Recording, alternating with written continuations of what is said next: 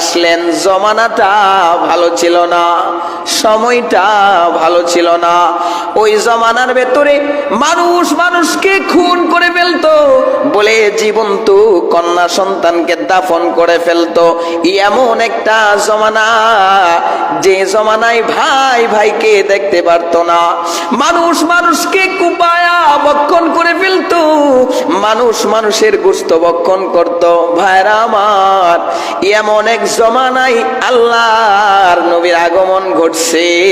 এই আগমন ঘটার পরে জমানাটা, এই জমানা নূরের জমানা হয়ে গেছে। সুবহানাল্লাহ। বলে সেই জমানা ছিল অন্ধকার, যেই জমানার ভেতরে ছিল বর্বরতা, নির্লজ্জতা।